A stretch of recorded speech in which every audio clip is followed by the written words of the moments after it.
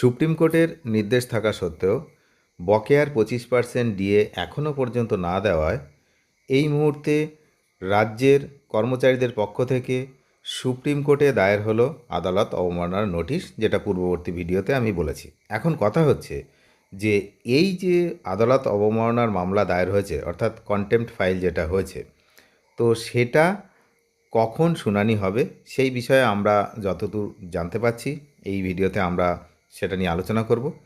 কারণ রাজ্য সরকারি কর্মীদের জন্য কিন্তু এটা একটা গুরুত্বপূর্ণ বিষয় যে বকেয়া ডিএ আদায়ের জন্য ফের সুপ্রিম কোর্টেই মামলা করতে হলো। তো এই মুহূর্তে চাপে রয়েছে রাজ্য সরকার, কিন্তু চাপে আগেও ছিল। তো সেই রকম কোনো হেলদোল দেখা যাচ্ছে না, আগেও দেখিনি, এখনও দেখতে পাচ্ছি না। তো দেখা যাক যে এবার কি হয়। তার কারণ এই নিয়ে 7বার হারা মামলা, আর দ্বিতীয়বার সুপ্রিম কোর্টের নির্দেশ অমান্য। তো প্রথমবার অমান্য করার জন্য আমরা কিন্তু এর আগের যে কন্টেম্পটগুলো ফাইল হয়েছিল, তিনটে ফাইল হয়েছিল কন্টেম্পট ফাইল, যে 25% বকেয়া দিয়ে না দেওয়ার জন্য, তো তার কিন্তু কোনো কিছু দেখতে পাইনি সুপ্রিম কোর্টের পক্ষ থেকে। কোনো কড়া যে পর্যবেক্ষণ সে বিষয়ে কিন্তু আমরা দেখিনি। কিন্তু এখন আবার যেই 5 তারিখে যে রায়টা দেওয়া হলো সেই রায় না মানা, তো এর জন্য প্রথম 7 দিন দেখেছিল সরকারি সংগঠনগুলো যে প্রথম 7 দিন দেখব যে রাজ্য সরকার কী করে। দেখা গেল 7 দিনে কিছু করলো না। তারপরে 7 দিনের পর কিন্তু তারা নবান্নে গিয়ে আইনি নোটিশ ধরালো। একটা হচ্ছে মুখ্য সচিব আর অর্থ সচিব, তো তাদেরকে আইনি নোটিশ ধরানো হলো। তারপরেও তারা আবার 7 দিন ওয়েট করলো।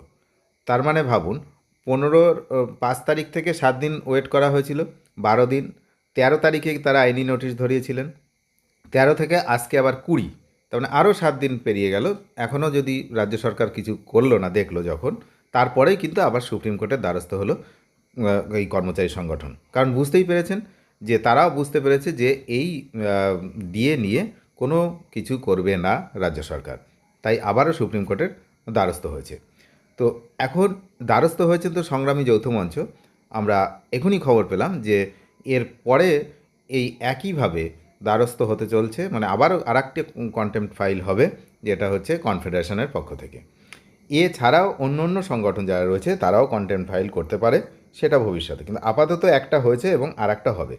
এখন ঘটনা হচ্ছে যে এই কন্টেম্পটগুলো ফাইল হয়েছে, তো এটা শুনানি কবে হবে? তো এইটা ফাইল করে কিন্তু দ্রুত শুনানির জন্য আবেদনও করা হয়ে গেছে ইতিমধ্যে। তবে সুপ্রিম কোর্টের বিচারপতিদের সময় অনুযায়ী এর শুনানি হবে। এখন এই সময়টা কখন হবে, এটাই হচ্ছে আমাদের কাছে সব থেকে বড় প্রশ্ন। কারণ আপনারা জানেন যে এর আগে যখন রায়টা বেরোচ্ছিল না, 4 মাস অতিক্রান্ত হয়ে গেছিলো। তো সময় যদি 4 মাস লাগে, সেক্ষেত্রে কিন্তু আমরা বিপদে পড়ব। মানে আমাদের এই যে কন্টেন্ট ফাইল, এই কন্টেন্ট ফাইলের কিন্তু কোনো মানে হয়ে দাঁড়াবে না সেভাবে।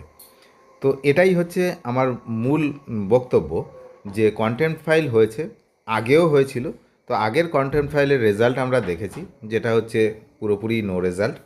তো এবারের কন্টেন্ট ফাইল হলো, এবং এই কন্টেন্ট ফাইল যে আইনজীবীদের মারফত যদিও মামলা হয়েছে, কিন্তু সুপ্রিম কোর্টের বিচারপতিরা তাদের সময় অনুযায়ী শুনবেন। এটা তো স্বাভাবিক, যে কোনো কন্টেম্পরই তাই হয়।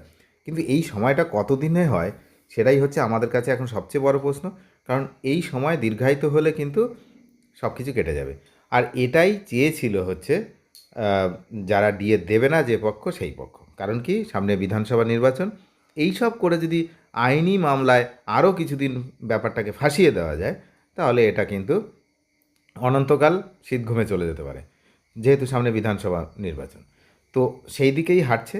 এখন আমাদের পক্ষে তো কিছু করার নেই, রায় হচ্ছে সুপ্রিম কোর্টের, আর টাকা দেবে রাজ্য সরকার। তো এর মাঝখানে অন্য কারোর কোনো কাজ নেই। তারা হচ্ছে শুধুমাত্র এটাকে মনিটরিং করতে পারে, আর হচ্ছে যদি কোনো বেনিয়ম হয় আবার আদালতে যেতে পারে।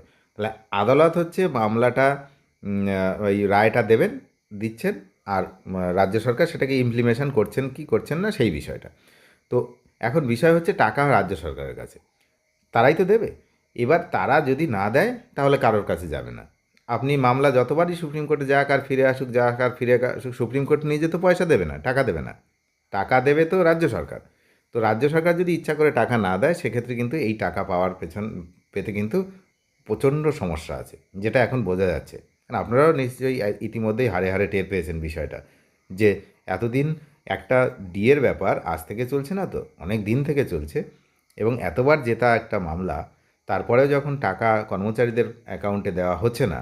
এমনকি একবার রাজ্য সরকার বলেছিল, আপনাদের মনে থাকবে, যে 25% বকেয়া দিয়ে আমরা সুপ্রিম কোর্টে রাখতে রাজি আছি। তাহলে টাকাটা পাবে কোথায়? টাকা আছে, তো সেই টাকা সুপ্রিম কোর্টে তারা রাখবে, ধার দেনা করে হোক, যেভাবে হোক এনে রাখবে, কিন্তু কর্মচারীদের অ্যাকাউন্টে দেবে না। এই কথাও কিন্তু জানানো হয়েছিল সুপ্রিম কোর্টে। তো সুতরাং এই কথা যে যারা জানাতে পারে সুপ্রিম কোর্টে, যে টাকা আমরা কোর্টে রাখবো তাও কর্মচারীদের অ্যাকাউন্টে দেবো না, তাহলে সেই তাদের কাছ থেকে টাকা আদায়টা করাটা কতটা চাপের, সেটা আপনারা নিজেরাই বুঝতে পারছেন। তো দেখা যাক কবে কি হয়। তবে কন্টেম্পট ফাইল একটা হয়েছে, আরও একাধিক কন্টেম্পট ফাইল হবে, যেমনটা খবর আসছে। আমরা নজর রাখছি, আপনারাও নজর রাখুন। আর এর ডায়েরি নাম্বার টাম্বার সব হাতে এসে গেলে আমরা সুপ্রিম কোর্টের ওয়েবসাইটে গিয়ে ডিটেলস সেখানে দেখব যে কি হয়েছে, কন্টেম্পট ফাইল কবে শুনানির কি কোনো ডেট লিস্টেড হলো কি না, সেগুলো আমরা দেখব। শেষ পর্যন্ত দেখার জন্য অনেক ধন্যবাদ। যারা নতুন তারা নিয়মিত আপডেট পেতে অবশ্যই চ্যানেলটিকে সাবস্ক্রাইব করে সঙ্গে থাকবেন। Thank you.